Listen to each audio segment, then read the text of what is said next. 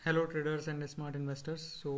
आज के इस वीडियो में हम बात करने जा रहे हैं कैंपस एक्टिव वेयर, जो कि एक फुटवेयर की कंपनी है। तो इसका क्वार्टर थ्री का भी रिजल्ट आया है एंड इसमें उस रिजल्ट की वजह से एक पॉजिटिव मूवमेंट देखने को मिला है। तो उस रिजल्ट को एनालाइज करेंगे इसके टेक्निकल्स को, कि इसके टेक्निकल्स हमें क्या बता रहे हैं, क्या इसमें स्कोप है, कैसे हमें इसमें स्ट्रेटजी रखनी चाहिए।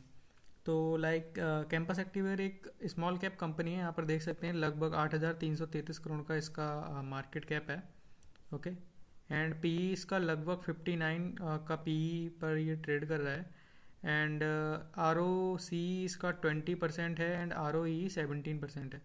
तो सीधे चलते हैं पीयर्स में। एंड पीयर्स में जाकर अगर हम देखेंगे तो ये जो कंज्यूमर ड्यूरेबल्स यानी कि जो भी फुटवियर से रिलेटेड चीज़ें होती हैं वो कंज्यूमर ड्यूरेबल सेक्टर में आती हैं।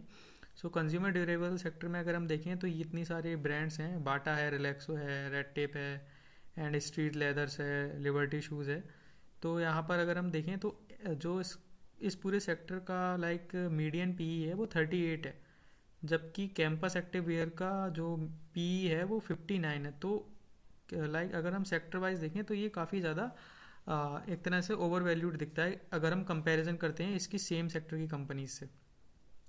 एंड अगर हम इसके चार्ट में जाएं और यहाँ पर पीई पर क्लिक करें एंड अगर हम 5 ईयर का इसका मीडियन पीई देखते हैं तो वो 88 दिखता है एंड 3 ईयर में 82 एंड 1 ईयर में 868।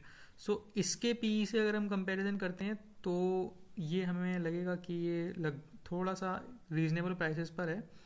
लेकिन अगर हम बाकी जो ब्रांड्स हैं, बाकी जो कंपनीज हैं इस सेक्टर में उससे कंपेयर करेंगे तो यहाँ पर सीधा सीधा हमें पता चल रहा है कि यहाँ पर ये ओवर वैल्यूड है।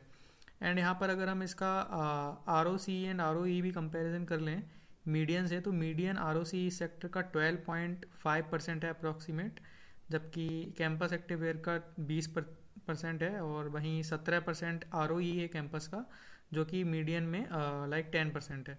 तो R O E and R O C दोनों अच्छा है इसका।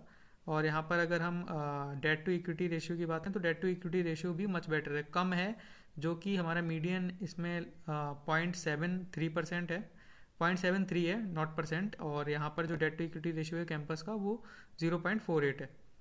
यहाँ पर ये डेट में ठीक है। अभी हमें यहाँ पर क्वार्टरली रिजल्ट एनालाइज करते हैं। जो अभी रिसेंट क्वार्टर के रिजल्ट आए हैं दिसंबर 2025 के, जो आज ही आए हैं।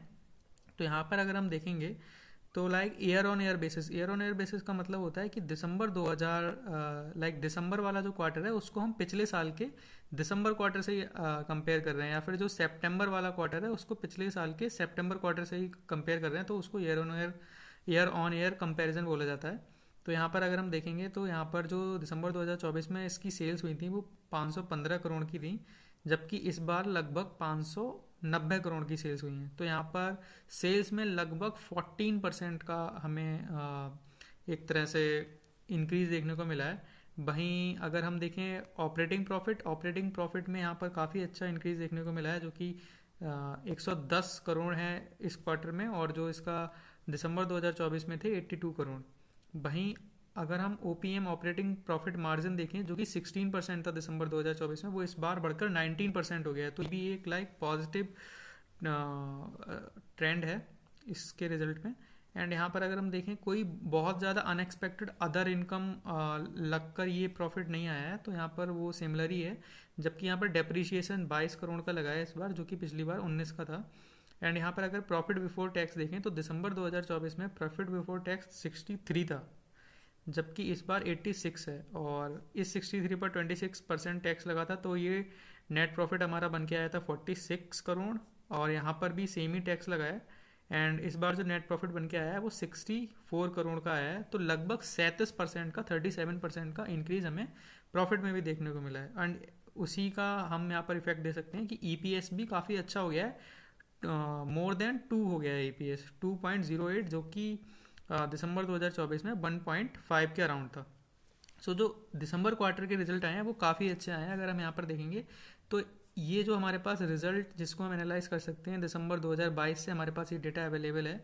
अगर उसको देखेंगे तो ऑल टाइम हाई सेल्स हुई हैं इसकी दिसंबर इस Q3 में, ऑल टाइम हाई इसका ऑपरेटिंग प्रॉफिट आया है, ऑल टाइम हाई इसका लाइक प्रॉफिट बिफोर टैक्स है, एंड ऑल टाइम हाई इसका नेट प्रॉफिट है, एंड ऑल टाइम हाई इसका ईपीएस भी आया है, ये लाइक जो ये कंपनी है कैंपस। एंड अभी अगर हम प्रॉफिट एंड लॉस स्टेटमेंट पे आ जाए और यहाँ पर अगर हम आकर देखें तो यहाँ पर देख सकते हैं टीटीएम में भी Q3 के रिजल्ट आने की वजह से हम देख सकते हैं यहाँ पर 141 करोड़ का लाइक टीटीएम का प्रॉफिट हो गया है, जो कि मार्च 2025 में 121 करोड़ का था और मार्च 2024 में 89 करोड़ का था। तो ये यहाँ पर एक पॉजिटिव ट्रेंड दिख रहा है। लेकिन अगर हम यहाँ पर देखें तो पहले इस जो कंपनी की लाइक सेल्स थी वो लगातार बढ़ी, सेल्स तो यहाँ पर लगातार बढ़ रही हैं, लेकिन ये 2023 के बाद 2024 एंड 2025 में इसकी सेल्स, ये जो 3 साल थे 23, 24, 25, यहाँ पर इसकी सेल्स लगभग स्टेगनेट हो गई थी। यहाँ पर देख सकते हैं आप, ये 1450, फिर ये 1500-1600, यहाँ पर तो फिर भी अच्छा है। ये 2 साल जो है स्टेगनेट जो सेल्स हो गई थी, एंड इसके बाद यहाँ पर ये रिजल्ट भी खराब आया था इस साल का। इसकी वजह से इसकी वजह से जो है कंपनी ओवर वैल्यूड हो गई थी, एंड इस शेयर में हमें गिरावट देखने को मिली। अभी अगर हम लाइक हमने क्वार्टरली प्रॉफिट तो एनालाइज कर लिया है, अभी हम टेक्निकल एनालाइज करते हैं, क्योंकि केवल एक क्वार्टर खराब हो जाता है अगर किसी कंपनी का, तो वो कंपनी खराब नहीं हो जाती। वैसे ही अगर किसी कंपनी का एक क्वार्टर अच्छा आ गया है तो वो कंपनी अच्छी नहीं हो जाती है ना। तो हमें जस्ट भागने में या फिर फोमो में आकर किसी भी शेयर को नहीं खरीदना है। जैसे बहुत सारी लोगों ने गलती की अभी, लाइक फोमो में आके गोल्ड सिल्वर को खरीदा टॉप पर, और वहाँ से अब वो लाइक उसमें फंस गए हैं। तो यहाँ पर अगर हम देखें तो पहले तो मैं इसको वीकली चार्ट पर सेलेक्ट कर लेता हूँ, वीकली टाइम फ्रेम पर, वो बेटर रहेगा अंडरस्टैंडिंग में। तो यहाँ पर 1 सेकेंड इसको एडजस्ट कर लेते हैं।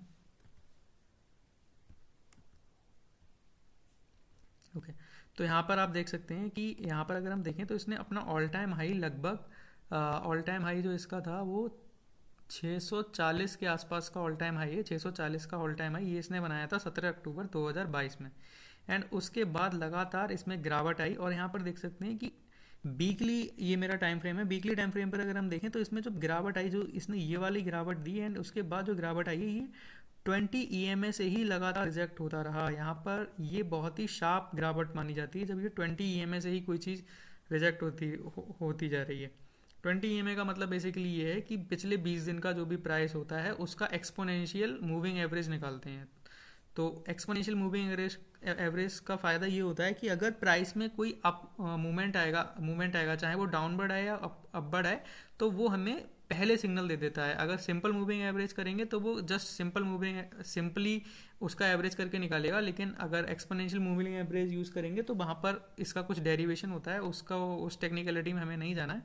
लेकिन यहाँ पर प्राइस मूवमेंट जितनी तेज़ी से होगा उतनी तेज़ी से हमें सिग्नल मिलेगा।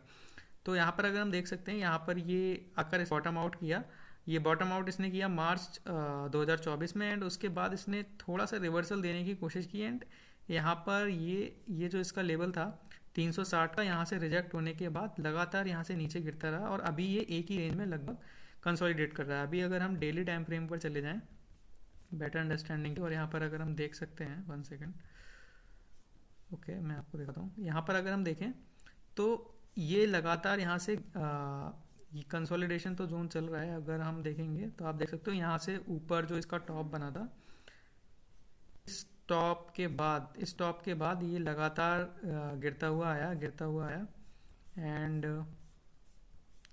यहाँ पर आकर अभी जो ये प्राइस एक्शन देख सकते हैं, एक तो इसका जो चार्ट है बहुत ज़्यादा खिचड़ी जैसा है, तो यहाँ पर कोई भी क्लियर पैटर्न नहीं बन रहा है, कोई भी क्लियर स्ट्रक्चर नहीं बन रहा है। अभी जस्ट यहाँ पर अगर हम थोड़ा ब्रॉडली देखेंगे तो ये जो जोन आता है हमारा, यहाँ से जहाँ पर इसने लाइक ये जोन है हमारा, जहाँ पर इसने कई बार लाइक अभी रिसेंटली अगर हम देखेंगे तो रिसेंटली इसने पिछले 1 साल में कई बार लाइक ये जो इसका 1 फरवरी 2025 का इसकी कैंडल है, तो अभी भी हम लाइक कितना 4 फरवरी के आसपास है, तो पिछले 1 साल में इसने ये जो लेवल है 300 का लेवल है, ये 298 मैंने मार्क कर लिया है। अगर हम इसको 300 का लेवल ले लें तो ये 300 का लेवल है। यहाँ पर भी इसने सबसे पहले बाउंस बैक लेने की कोशिश की, रिजेक्ट हो गया पूरा, इसने यहाँ पर बॉटम आउट किया, देन यहाँ से चलना स्टार्ट किया। एक अच्छा यहाँ पर पैटर्न इसने बनाया था, स्ट्रक्चर बनाया था हायर एंड हायर लो का, बट यहाँ पर 300 के लेवल पर पहुँचने के बाद यहाँ से इसने रिजेक्शन लिया, और लगा, फिर इसमें गिरावट आई, देन फिर इसने ट्राई किया इसको तोड़ने का, लेकिन फिर यहाँ से रिजेक्ट हो गया